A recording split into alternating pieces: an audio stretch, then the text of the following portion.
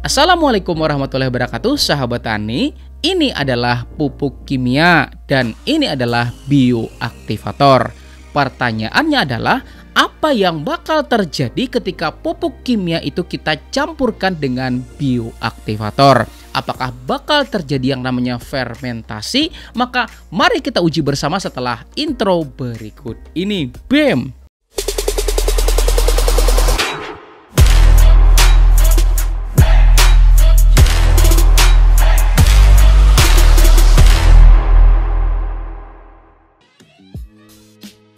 Dan buat Anda yang sudah klik tombol jempolnya dan share video ini, mudah-mudahan ilmunya jadi makin berkah dan rezekinya jadi tambah banyak lagi. Amin.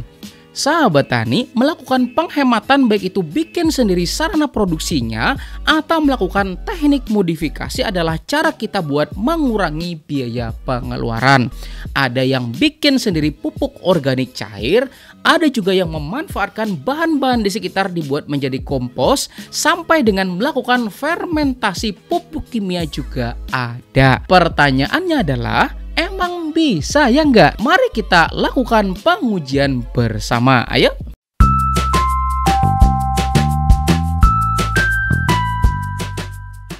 Dan bahan yang kita perlukan itu sudah pasti adalah pupuk kimianya. Dan dalam hal ini kita pakainya itu pupuk Ponska ya sahabat tani, sebanyak 2 kg. Dan bahan kedua yang kita perlukan yaitu IM4 aktif sebanyak 1 botol ukuran 600 ml.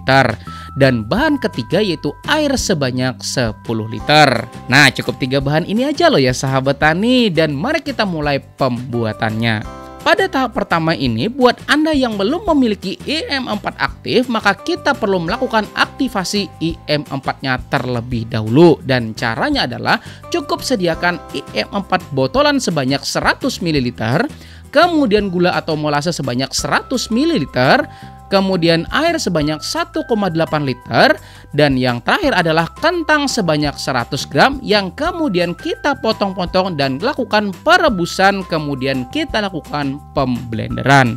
Kemudian campurkan semua bahan-bahannya dan lakukan fermentasi kurang lebih selama 3-5 hari.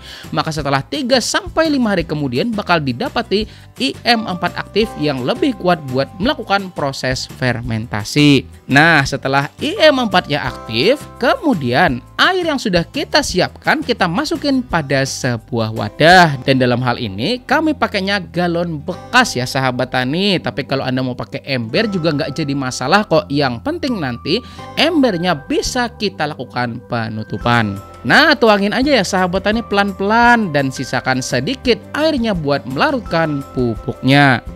Lalu pupuk Ponska yang 2 kilonya ini kita masukin pada air. Kemudian aduk-aduk secara merata. Dan meskipun masih ada butiran-butirannya, terus saja sahabat ini lakukan pengadukan. Kemudian baru kita campurkan pada air yang ada di dalam galon. Nah kan masih ada yang nggak bisa larut gitu ya sahabat tani, tapi nggak jadi masalah, tetap aja masukin ke dalam. Lalu jika sudah maka kita aduk-aduk galonnya secara merata. Lalu tambahkan 1 botol air mineral 600 ml larutan IM4 aktifnya. Lalu setelahnya tutup galonnya dengan menggunakan plastik. Dan buat Anda yang bertanya kenapa kita pakai plastik, nah biar nanti kelihatan ya sahabat tadi apakah ada reaksi fermentasi atau enggak pada larutan fermentasinya. Kalau gembung artinya ada ya sahabat tani. Baru kita lakukan penyimpanan pada tempat yang teduh kurang lebih selama 2-3 hari.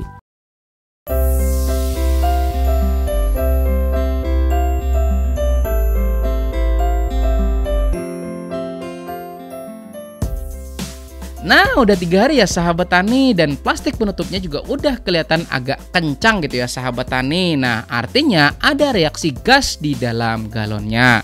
Maka mari kita buka bersama.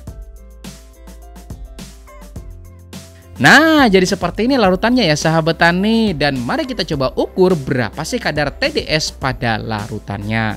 Ternyata Nah, TDS meter saya nggak mampu ngukur ya sahabat tani, karena tulisannya adalah high kayak gitu loh. Artinya TDS itu tinggi banget gitu ya sahabat tani. Maka buat mengetahui dosis pengenceran yang paling tepat, maka kita harus melakukan pengetesan terlebih dahulu. Nah, kita siapin air kurang lebih 1 liter dan kita ukur terlebih dahulu berapa sih kadar TDS dari airnya.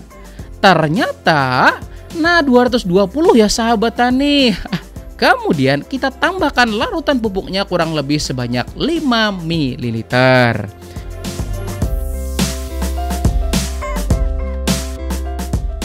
Dan setelah diukur menggunakan TDS meter, ternyata 970 ppm, dan 970 dikurang 220 itu sama dengan 750 ppm ya sahabat tani kenaikannya. Kemudian kita coba tambahin lagi ya sahabat tani sebanyak 5 ml kurang lebih gitu ya sahabat tani. Lalu kita ukur lagi dengan menggunakan TDS meter dan hasilnya ternyata 1835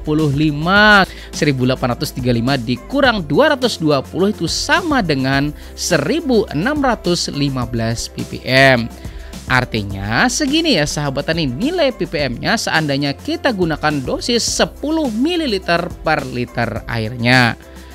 Dan coba kita tambahin lagi ya sahabat tani sebanyak 5 ml. Dan ternyata hasilnya adalah 2770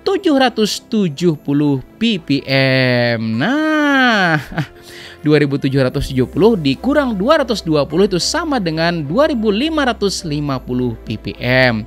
Dan dari nilai yang kita peroleh ini, maka dosis aplikasi buat pengocoran bisa antara 15 sampai 25 ml per liter airnya, disesuaikan dengan tanaman apa yang Anda tanam dan juga berapa usia dari tanaman Anda. Dan sekarang mari kita coba aplikasikan pada lahan pertanian. Nah, kita isi terlebih dahulu dengan air. Kemudian kita masukin pupuknya sebanyak kurang lebih 320 ml. Dan buat yang bertanya kenapa 320 ya enggak? Nah, karena tangki sprayer itu 16 liter ya sahabat tani. Dan 320 dibagi dengan 16 itu sama dengan 20 ml gitu ya sahabat tani. Artinya dosis yang kita ambil adalah 20 ml per liter airnya buat aplikasi pengocoran. Nah, 160 ml pertama.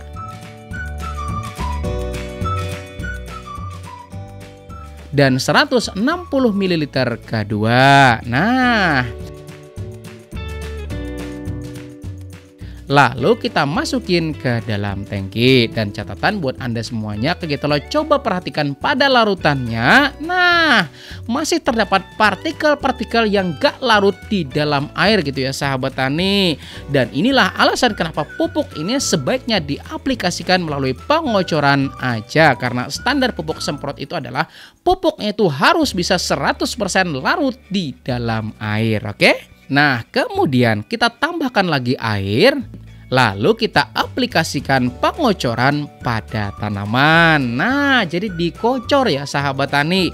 Dan aplikasi pengocoran ini manfaatnya banyak ya sahabat tani, yaitu pertama, karena pada saat musim kemarau itu ketersediaan air di dalam tanah kurang, maka aplikasi pengocoran merupakan cara kita buat memberikan pemupukan sekaligus juga menambahkan air pada tanaman kita. Dan tips buat Anda yang mau berkebun pada saat musim kemarau, nah usahakan tanahnya bisa tertutupin dan gak begitu bisa ditembusin sama sinar matahari biar mengurangi penguapan pada lahan pertanian. Dan aplikasikan pemupukan kocornya ini setiap 3-7 hari sekali, disesuaikan dengan kondisi dan kebutuhan dari tanaman kita. Dan bisa lebih sering ketika terlihat tanaman memang betul-betul membutuhkan air. Jadi kesimpulannya, apakah pupuk kimia bisa kita lakukan fermentasi? Maka jawabannya bisa aja ya sahabat tani, buat meningkatkan kadar unsur hara yang terlarut di dalam larutannya. Maka mari kita ulas lebih detail lagi ya sahabat tani mengenai pupuk kimia yang difermentasi ini. Pertama, karena pupuk yang kami gunakan adalah Ponska dan secara grade fertilizer Ponska itu kandungannya cuma 15, 10, 12 plus 10 gitu ya sahabat tani, di mana terdapat nitrogen sebanyak 15%, kemudian fosfor sebanyak 10%, kemudian kalium sebanyak 12% dan juga sulfur loh sebanyak 10%. Maka pupuk ini paling tepat aplikasinya pada masa vegetatif tanaman sampai menjelang mau masa generatif tanaman. Tetapi kalau Anda mau aplikasi pada masa generatif, saran kita sebaiknya gunakan jenis pupuk lain yang memang tinggi kandungan fosfor dan juga kaliumnya gitu ya sahabat tani. Kedua, sebaiknya mikroorganisme yang kita gunakan itu sudah kita lakukan aktivasi, karena pertama itu daya kekuatannya jadi jauh lebih maksimal.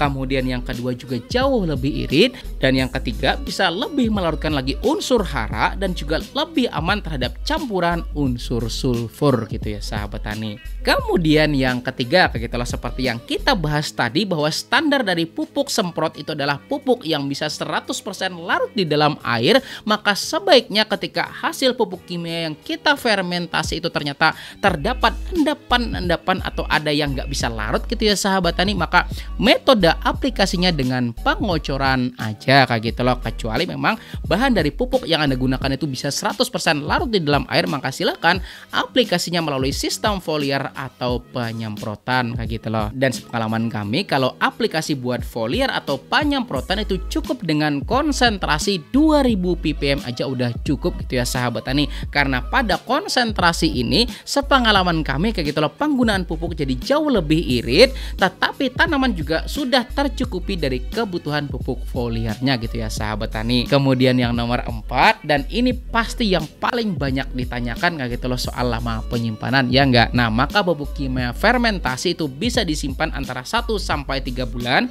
Yang penting kita simpan pada tempat yang teduh yang enggak langsung kena sinar matahari gitu ya sahabat tani. Oke. Jadi sekali lagi kesimpulannya, apakah pupuk kimia bisa kita lakukan fermentasi? Maka jawabannya bisa aja ya sahabat tani, buat meningkatkan unsur hara yang terlarut di dalam larutannya. Maka silakan klik tombol jempolnya yang banyak gitu ya sahabat tani, dan bagikan kepada teman-teman Anda biar manfaatnya jauh lebih besar lagi. Dan insya Allah kita bakal ketemu pada video lainnya di channel Penyuluh Pertanian Lapangan. Dan di samping sini ada 2 video yang saya rekomendasikan untuk Anda pelajari. Insya Allah akan semakin membuat keilmuan Anda tambah banyak lagi. Terima kasih. Saya Rizal Ansar. Saya akhiri dengan ucapan wassalamualaikum warahmatullahi wabarakatuh.